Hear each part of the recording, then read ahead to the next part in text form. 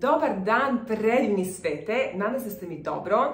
Evo nas opet ponedjeljkom se družimo, nadam se da ću sada zaista ući u tu neku rutinu da vam svakog ponedjeljka objavljujem videa jer se situacija na poslu znatno onako smirila i stabilizovala i imam više vremena da se ovome posvetim. Danas je jedna tema koja onako meni jako bliska srcu, a tiče se toga da li znate koliko sebe da vrednujete i da li mislite da ste tretirani podjednako onome što vi dajete kao osoba, kao prijatelj, kao partner, kao poslovni saradnik, kao dete i tako dalje. Sve ovo potiče iz te neke ljubavi koju osjećate prema sebi i činjenice da li znate da nekome kažete ne, ovo nije ok sa mnom.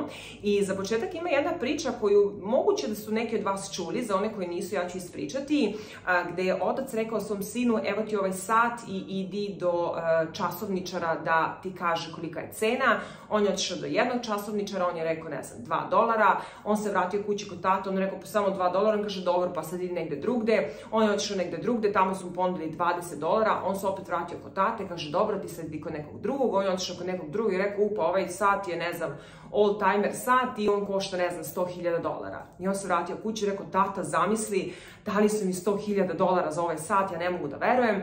I čovjek u njemu kaže, ovo ti je lekcija da svaki put se okreneš kada te neko ne vrednuje onoliko koliko ti sebe vrednuješ. I zaista je teško se zauzeti za sebe nekada, jer ćete mnogo puta biti crna ovca, mnogo ćete puta biti osuđeni kao arogantni, sebični, kako samo na sebe mislite i tako dalje. Ali znate šta, mislim da smo ovdje došli da živimo život za nas, da nama bude lepo, da sebe volimo, da sebi udovoljavamo. Naravno da kada nekome drugom udovoljite, uradite to iz ljubavi i radite zato što to želite, ne zato što morate, ne zato što vam se to ne radi, a strah vas je bio da kažete ne, pa ste svakako to uradili. Ja sam to rekla u prošlom videu, ja na kafe ne idem reda radi jer sam naučila da kažem ne, meni to ne prija. I u svakom odnosu, kada sam shvatila da nisam cenjena onoliko koliko smatram da treba da budem cenjena, nije me bilo strah da kažem doviđenja. Hvala lepo za sve momente, ali ja sad odlazim. Jer u nekom mom mindsetu odlazak znači nov početak.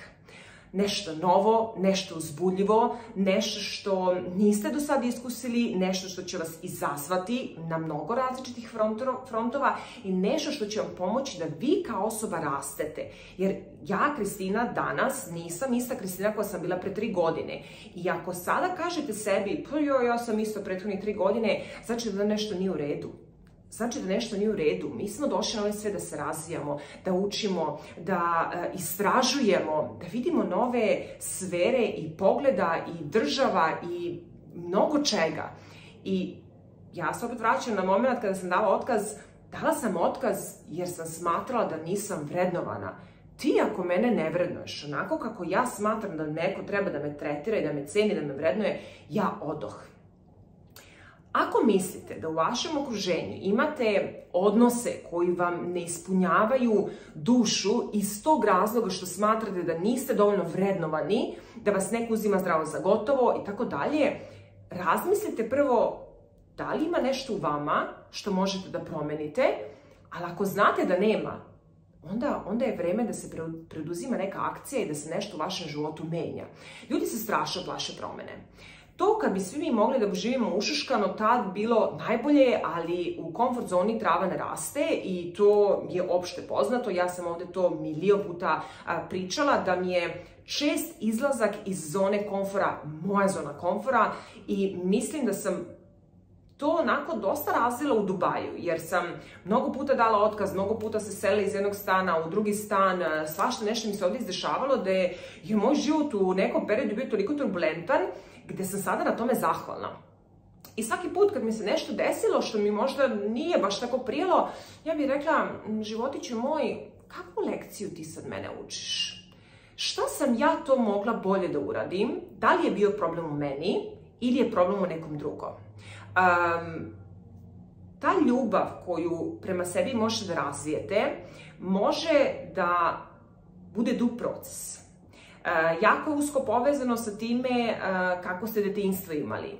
Ne znam da li znate, ali sva naša uverenja koje imamo su se stvorile u prvih 7 godina našeg života i mislim da u mom slučaju, hvala dragom Bogu i mojoj mami, ona je uradila jedan sjajan posao gde sam od malena imala i puno samopouzdanja i ljubavi prema sebi i uvek me mama učila da vrednujem sebe i da ne dam na sebe.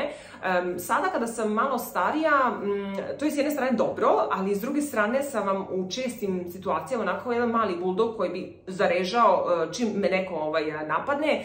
To je moj ego, ja sam svesna sada kako to da prepoznam. Ali sam ponosna na to što sam spremna da kažem ne u bilo kojoj situaciji ako smatram da me neko ne vrednuje. Ne dozvoljavam da ljudi sa mnom razgovaraju na način na koji nije primeren. Dakle, ako sam ja ljubazna prema tebi, zašto si ti bezobrazan prema meni? Ne dam ti. Takve konverzacije, ja uopšte, I'm not entertaining that. Sad, ne mogu da setim kako bih to rekla na našem jeziku, pa sam morala da kažem na engleskom, ali prosto u takvim momentima ja se samo okrenem i odem. Ne dam na sebe. I ako imate problem sa time kako da kažete nekome ne, ja opet se vraćam, afirmacije su moje sveto pismo, moj sveti alat kako da sve u životu postignem, a to je da pišem šta od života želim, kako želim ljudi da se ophode prema meni, šta je to što ja zaslužujem i kako ja to mogu da ostvarim. Mislim da vremenom trebamo da pomeramo granice, da nešto što mi je bilo prihvatljivo do juče neće više biti prihvatljivo. Ljudi će vam reći ti si se promenila ili ti si se promenio. To samo znači da im vaša promena ne godi više, jer s vama ne mogu tek tako više da manipuliraju, da se obraćaju kako im se ćefne, da vam javljaju u 5 do 12, aj sad da se vidimo. Jednom prilikom, davno je to bilo, mi je jedan moj kolega rekao, svaka žena je sama zaslužena za to kako se njen muškarac ponaša prema njoj. Jer ono što vi nama dozvolite, mi ćemo to da radimo. Ako vi postavite crtu dovde se ide, ja neću dalje da idem jer ja znam da mi je rečeno to ne može i doviđenja prijatno.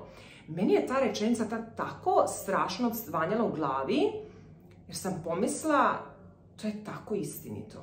Ljudi nas tretiraju onako kako im mi dozvolimo da nas tretiraju.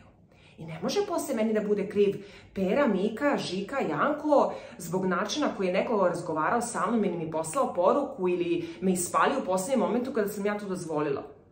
Ja sam za to kriva i onda preuzmite odgovornost koja nije laka. Kako boli. Kako boli. Ali onda naučite lekciju, kažete sljedeći put neću tako. Sljedeći put ti neću to dozvoliti. Sljedeći put ću reći, gle, sad si mi ispalio, sljedeći put budeš mi ispaliti, mi smo završili. Doviđenja prijatno. Da li je to prijatelj, poslovni saradnik, partner, to nije ni bitno, ali morate da naučite da postavite tu jasnu granicu i kažete ne, ja ovako zaslužujem da budem tretirana i tako će biti. Ako ne možeš to da ispuniš, onda ne trebaš da budeš u mom životu. Vrlo jednostavno. Meni lično je to vrlo jednostavno.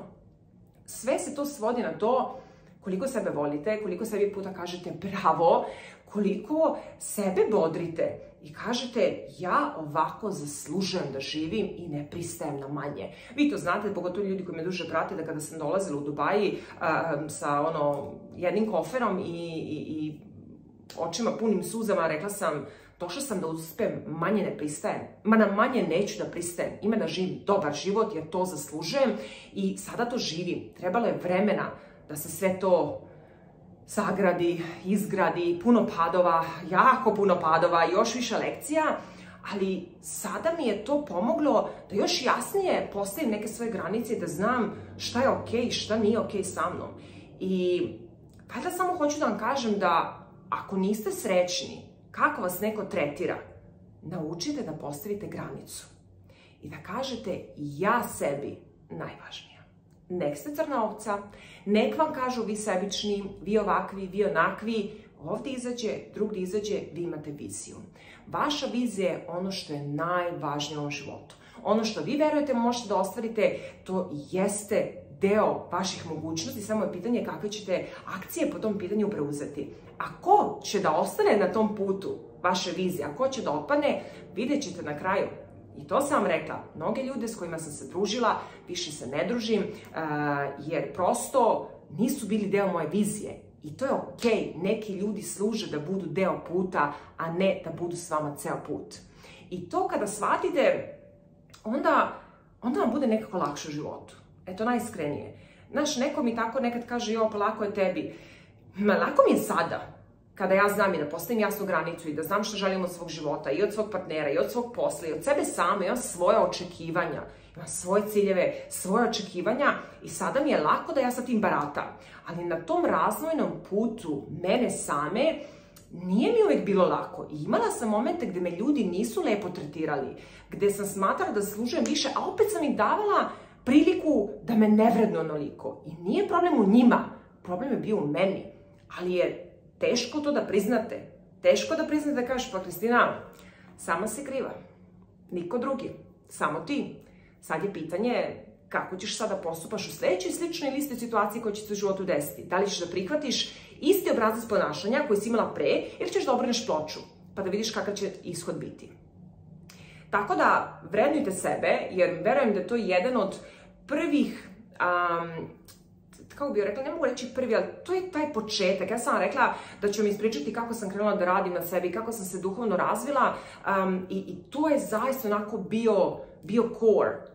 To je bila moja osnova za sve ono što danas živim, a to je da znam kako zaslužujem, prva stvar, da živim, šta je moja vizija života, druga stvar, s kakvim ljudima želim da budem okružena i koliko će neko da me vrednuje. Ako me ne vrednuješ, široko ti polje, hvala ti lepo, doviđenja, prijatno, naći će neko ko će vas vrednovati na način na koji vi smatrate da zaslužujete, a rekla sam, to polazi od ljubavi prema sebi. Ja sebe toliko volim da ja to vama ne mogu opisati. Ja ne mogu da vam opišem ljubav koju ja osjećam prema sebi. Koliko često sebi kažem i bravo, i svaka ti čast, i možeš ti to. Ja samo sebe bodrim. Bilo je momenata kada sam mentalno padala. To sam rekla kada sam bila nezadovoljna na poslu. Bilo je momenata gde sam pitala samu sebe da li čoveče bre, ja uopšte vredim. Znači, i dalje tu ima borba. Ali morate sami sebe da gurate. Niko vas neće gurati, to sam mi nijedan puta rekla. Ima ono dete, gurnete, sama sebe gurnete. Gurajte sebe u svakom smislu, jer ne postoje limiti. Ne postoje. Skoro sam sada gledala, jutros sam gledala neki YouTube video neke devojke koja je youtuberka, ali ne znam tačno čime se bavi. Da li ona odlučila da dala otkaz u normalnoj kompaniji da bi išla i putovala svetom. I na kraju iz toga je izgradila YouTube kanal i sad ono, ne znam, zarađuje, mislim, milionerka, žena i tako dalje. I sad je dobila bebu. I ona sad pita svoju mamu, dobro mama, da li ti je sad žao što sam odustala, ja mislim da je bila medicinska škola, da li ti je sad žao što sam odustala od medicinske škole, a toliko si me osuđivala? A mama je kaže, nije mi bilo pravo, jako sam bila ljuta na tebe što si odustala, ali sada mi je drago da si isterala svoje, iako te ja nisam podržavala, jer sada živiš ovakav život kakav si sebi stvorila. I sada mi je lepo, i sada sam srećna zbog tebe, ali nisam bila srećna pre nekoliko godina i jako si me povredila što nisi odradila neke stvari koje sam ja želela. Znači, roditelj to kaže. Bilo je krivo što ona nju nije poslušala, a sad joj je drago. Eto ono što vam kažem, nekad ćete morati biti crna ovca, ali morate da se borite za sebe, jer niko drugi neće. Eto, kratko danas, ljubim vas najviše na svetu, želim vam ugodan dan i vidimo se sljedećeg ponedjeljka. Ćao!